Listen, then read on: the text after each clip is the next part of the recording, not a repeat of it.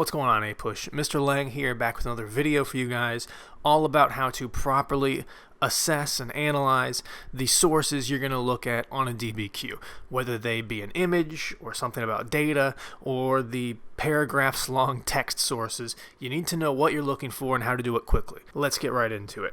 Now, in my class, we have covered happy a lot. You guys have heard me use this in class a lot, but if you are looking at other review materials, you've probably seen or heard things like hippie, or maybe even soaps, or even hippo is another popular method that APUSH teachers like to use. And if this works for you, that's fine. If you understand happy or hippo or any of the others, and you know what it's asking you to do, and you know how to read a source with this in mind and write a DBQ with these methods, then that's fine. But if all of this is confusing to you, then let's simplify it and break it down into the basics of history. Who, what, when, where, why, and how. These are the simple questions that all of those different methods are trying to get you to look at when you are looking at any source for a DBQ or even an SAQ.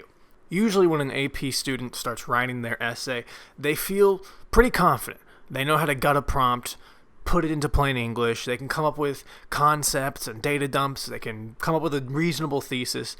But when we get to the DBQ, the reason that it's the hardest one for a lot of kids is because that confidence is gone right when they start looking at the sources. The way to stop feeling stressed about looking at these sources is to remember that, like a historian, you're a detective, okay? So when you start looking at those sources, you need to put on your Detective Pikachu hat and start looking for clues. Who can apply to a lot of different things here, right? If we're looking at the source in particular, we're thinking inside the box, inside the source. Who's in it? Who's it about?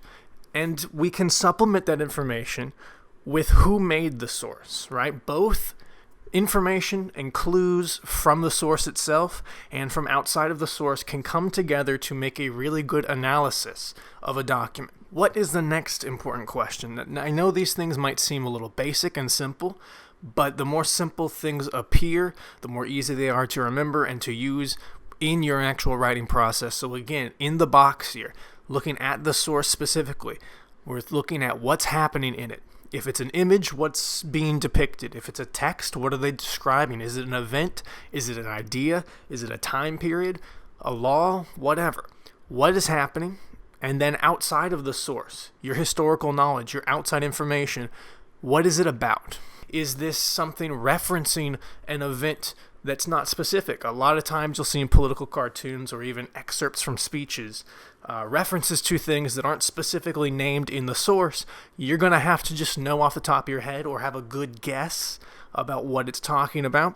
That's where your what comes in. When and even where are both good contextualizing questions to ask. So when was this made? When is it about, right? What time period? Where is it from? Where was it made? Where is the source about, if it's about a region, right? Then we move into the higher level questions. Notice there is no in the source sort of thing. Okay, why is more of a critical thinking question. Why was this made? If you know who the subject is and who made it and some other supplemental information, you can start asking yourself, okay, what's their point of view? In favor of the event being described or against the event being described?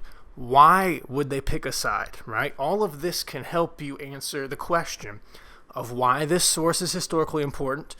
The most important question to ask for a source, though, for any source, is how can I use this in my essay? How can I use this in my DBQ? This is the last question you need to ask yourself, and it's going to help you organize not only your thoughts and the evidence, but the essay itself. The better organized your essay is, the more of a plan that you have, the better the final result is going to be. So, some clues to look for to help you answer these important questions. We know who, what, when, where, why, and how are important, but where can I find the answers to those things in the sources? Well, if I'm dealing with a source that is an image, either a political cartoon or an advertisement, right? I can look for things that are clearly labeled. Maybe in a political cartoon, someone has a speech bubble. They're saying something. I can look at any dates that appear in the image, people's facial expressions. Are there any recognizable figures? Are there any people that look like presidents? Is Uncle Sam in the cartoon? Uncle Sam's an obvious symbol, right? What other objects are in there? Is this about war? Is this about farmers? Is this about technology? When I'm looking at something else, however, like a map or a graph or a chart or a table, this is pure data. Again, I want to look for things that are front and center. I don't want to dive right into this first. I want to really understand what it's showing me. So pay attention to labels. What is the title of this chart? Look for what it's showing me and from where. Okay, when, too, the dates. There's going to be numbers, right? What do those numbers mean? Are they years?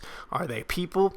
Are they dollars? This is all very important stuff here. Of course, if I'm looking at a table or a graph or a chart, I'm going to need to find a key, even a map, a key that explains to me what all of the symbols represent. The last thing you want to look at when you're looking at a data source are trends and outliers.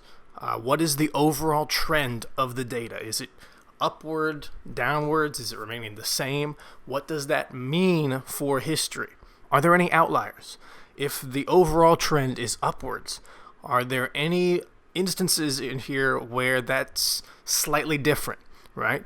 While overall, on average, it was moving up, but in a brief time period, it moved downward. Compare that, cross-reference it with any dates that they give you, and see if that reminds you of things from history that could explain or at least have a relationship.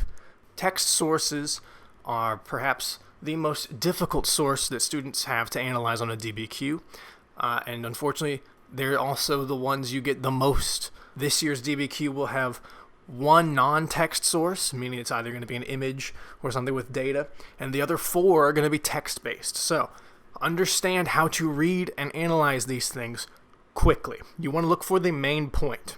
Think of it like one of our major reading assignments. When you're cramming to turn in the assignment, you're skimming for the big picture. Look for main ideas. How do you find the main ideas? You look for keywords and pronouns, things that are people's names or laws or dates, and the connotations they have in that text, right? When the person references the Monroe Doctrine, is it positive or negative? What are they advocating for? What's their thesis? They might have an explicit thesis statement in there somewhere. If not, you're going to need to look at it and summarize it for yourself. I would highly recommend for all of the sources, text, image, data, jotting down notes for yourself. This DBQ this year is open notes, so have a blank page for yourself to jot down thoughts and ideas about the sources, right? Summarize for yourself what each textual source is about so that can help you better organize it later on. And of course, the source code. Every document's going to have a source code. You need to look at it first and see if it gives you any clues for the who, what, when, where, and whys, okay? Who is it from? When was it made? Where is it from? A lot of the times these can come from the source code and can significantly cut down the amount of time you need to spend analyzing the source itself. If you look at that source code and get a lot of good information and you have outside knowledge, let's say you get a source from someone like Andrew Jackson and it says the source is titled In Defense of the Indian Removal Act, right? You might not even need to read the source anymore if you have the right historical knowledge. So always look at the source code first. Our first example here is an image source from a DBQ. And I want to keep in mind that as I analyze a source, I'm looking for who, what, when, where, and why. Okay? The first place I should look for any source is the source code, and I see that right there at the end, there's a date, a year, 1942.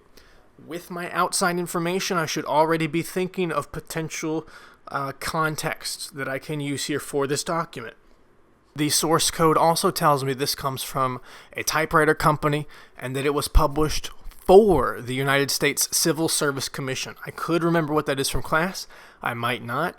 But what's important here to know is when I put these together and I remember the date and I see that a company is working for the United States, I can say this is definitely part of war mobilization for World War II, right? I can even confirm that by glancing at the source and saying that it's one of those old school propaganda posters. This was something for the home front in America, okay? This is not a poster that's going to be sent overseas. This is one at home with a purpose, okay? That's what the Civil Service Commission is for. So let's start looking at the image itself. We see here a lot of good clues. We see a woman saluting, so this confirms my wartime theory. She looks happy, so this is a positive message. It's got the words victory, keep 'em flying, Miss USA. So this is clearly an image that is meant to appeal to American women. It is clearly a poster encouraging them to take on some of the jobs to continue the wartime effort. So the purpose here is to encourage female employment in the war effort. I've got the answers to these basic questions, and now I need to ask myself something very important. How can I use this in my DBQ? Okay, so let's pretend that the prompt I'm working with here is this one. Explain the causes of the rise of a women's rights movement in the period 1940 to 1975. Well, if I combine the information I found in this source with outside knowledge that I have from my history class and from my homework, I can use this as a document that reinforces a paragraph talking about economic opportunities, where women were bringing labor to new jobs, right? As men were drafted, the women came in. Think Rosie the Riveter here. I can also talk about how this has an impact on changing cultural roles and gender norms in society. Women wanting more respect for playing a large role in the war effort. Our next example here is a chart. Now, just like an image source, I do still want to look for clues, but I want to hit the source code first. And what's interesting about source codes for charts and tables is most of the time, the information you find with the dates can be found in the title as well. So my source code tells me it's United States Foreign Trade from 1790 to 1812. But the title of the chart as well says United States Foreign Trade 1790 to 1812. So I have two good opportunities here to understand that I'm looking at some sort of economic data. The key on the source itself shows me what is an export and what is an import. Remember, this is all having to deal with trade. Export means I'm sending stuff out of the country, and an import is I'm bringing things into the country. And we're dealing with 1790 to 1812, that early republic period. If I want to start looking for some other clues here, I need to look at the margins, right? This axis is measuring millions of dollars, so we're looking at monetary value, and years. So over time, the value of our trade that we're conducting, both sending out and bringing in, that's what's being measured here. Now, if I'm looking at this chart as a whole, I can see that there is sort of an upwards trend. From 1790 to 1812, we have increased both our exports and our imports. But I can notice there are changes, right? It's not a consistent upward growth. It's kind of a roller coaster here. So we can see that in 1794 to about 1800, we see a dramatic increase in our imports. Our exports also increase as well. They kind of mirror each other here until about 1799 when they're even, right? So I can use some outside information here and say, okay, that's Washington and Adams, right? I'm looking at the Hamilton plan being put into effect here. Protectionism, high tariffs, a national bank. I can see a brief decline here. After the Revolution of 1800, Thomas Jefferson, the common man, were being against the Hamilton banking system, okay? The market revolution has increased our production in between here until we get to the Embargo Act of 1807, the prelude to the War of 1812, where a dramatic decrease happens in both imports and exports. So how can I use this as a source? If I'm looking at this prompt, evaluate the extent of change in U.S. foreign policy in the period 1783 to 1828, then I can compare that to what I've discovered, the clues I've seen, and I can say, well, we start with protectionism under the Hamilton Plan. We get some changes under Jefferson, but the overall trend is capitalism, free trade. We are encouraging market growth. Our final source that we're going to look at today is a text source. We have here a pretty lengthy paragraph. This looks boring. This looks scary already, but remember the system here. As a detective, I'm looking for clues, and the first place I want to search is the source code. Up here I see it's from a guy named Josiah Strong. It's from 1885, and the title of this speech he's giving is Our Country, Its Possible Future, and Its Present Crisis. So that doesn't tell me a lot, but it does give me a nice look at the time period and the context here, right? The 1880s, I'm in the middle of the Gilded Age. We're conquering the West. We're entering into a new imperialism, a new expansionist time period. There's a lot of change happening at the end of the 19th century here. So I don't know what he could be talking about. It could be economic. It could be social. It could be political. Who knows? We're going to have to skim to find out. So if I start skimming the first sentence, I see a couple things that stick out to me. I see God, with infinite wisdom and skill, is training the Anglo-Saxon race. Okay? So this is an interesting thing right now. We are looking at more of a social, racial aspect here with a little bit of religion thrown in. Heretofore, there has always been a comparatively unoccupied land westward, where countries of the East have poured their surplus populations. So we're starting to sound a little bit more like that frontier thesis, the closing of the West. We're running out of land. I skim the next few sentences and I see that he says there are no more new worlds. So this is that crisis he's probably talking about. The new stage of history, the final competition of races for which the Anglo-Saxon is being schooled.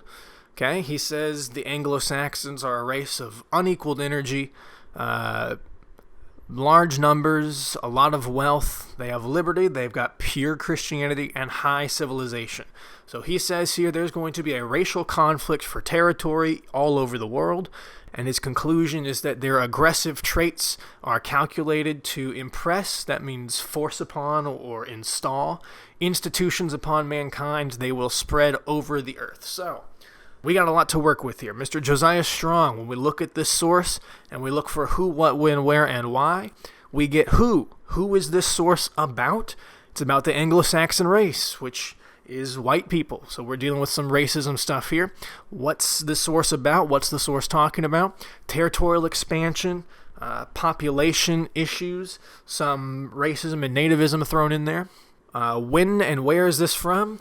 It's a Gilded Age new imperialism sort of source talking about undeveloped nations and territories. So why was this source written? Likely to convince Americans to join imperial powers in colonizing the rest of the world. We're entering into that new imperialism, right? America is going to want to be a powerful colonizing country.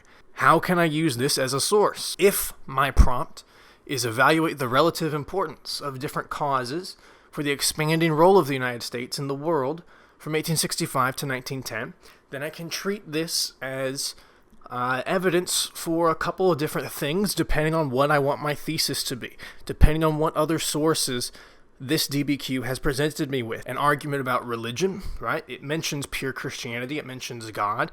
Of course, from outside evidence, we remember missionaries were as much an important part of expansion and imperialism as militaries, okay?